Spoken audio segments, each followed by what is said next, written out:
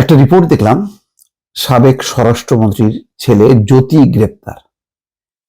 সাফি মুদাসির খান জ্যোতি, মানে চোরের ছেলে সবসময় যে চোর হবে এমন কোনো কথা নেই।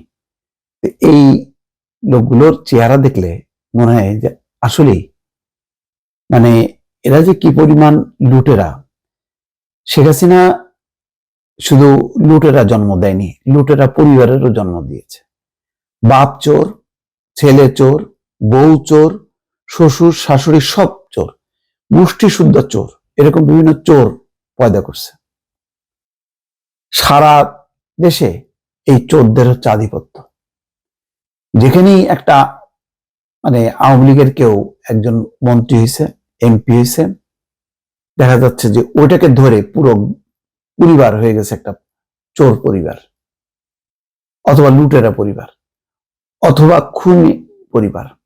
আসাদুজ্জামান খান ঠান্ডা মাথার খুনি। শুধু খুনি না, কি পরিমাণ যে লোপাট করছে গত 15 বছরে। অনেকে আসছে গেছে, কিন্তু এই ঠান্ডা খুনি রয়ে গেছে। দেখেন না, ওই যে কি পরিমাণ এদের বিলাসবহুল জীবন। যে ধানমন্ডিতে পাওয়া গেল 2 কোটি টাকা দামের একটা ল্যান্ড ক্রুজার পড়ে আছে। মানে কোথায় রাখবে, রাখার তো জায়গা নেই। যে যেদিকে পারে ছড়াই ছিটায় নিয়ে পালাইছে। তো এই যে সাফি মুদাসির খান জ্যোতি, আমি চিনতাম না, এখন দেখা যাচ্ছে যে যত বদলি, কেস কারবার, সবকিছু এই ছেলে নেপথ্যে বসে বসে কামাইতো, বস্তায় বস্তায় টাকা। এরকম আরো একজন শুনলাম যে এরকম জাহাঙ্গীর কবির নানক, সে নাকি টাকা বাসায় নিতে পারতো না, বাসায় নিয়ে গেলেই তার ব্যাগ বা বস্তা কেড়ে নিত তার ছেলে মেয়েরা, নিয়ে ভাগযোগ করতো।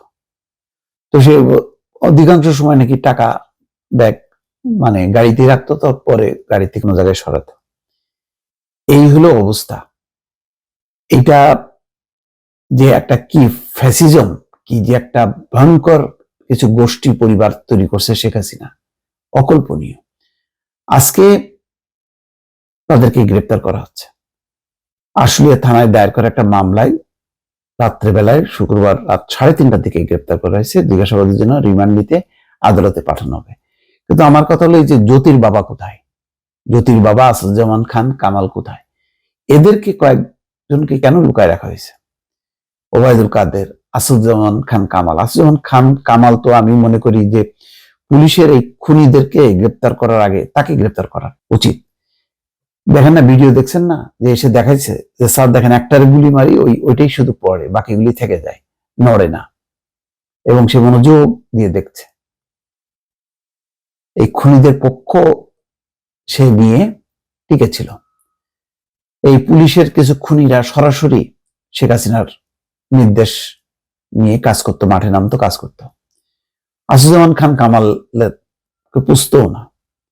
আসাদুজ্জামান খান কামাল চেয়ার পাইলেই হয়েছে, এবং তার ভাগ বাটোয়ারা, কমিশন, নিয়োগ, বদলি, বাণিজ্য যেভাবে পারে লুটে নিয়েছে। আর এই ফ্যামিলিকেও কাজে লাগাইছে। এই প্রেক্ষিতেই ওই যে সাফি মুদাসির খান জ্যোতি এখন অ্যারেস্ট হয়েছে। দেখেন তার ওই লাল টুকটুকে মার্কা এরকম ভম্বল দাসের মতন চেহারা, দেখলেই বোঝা যায় যে এগুলি হলো লুটেরা এবং খুনি। এদের আসলে কি হবে, এদেরকে কি বিচার করবে আমি বুঝতে পারি না এখনো। দর্শক ভালো থাকবেন, আল্লাহ হাফেজ।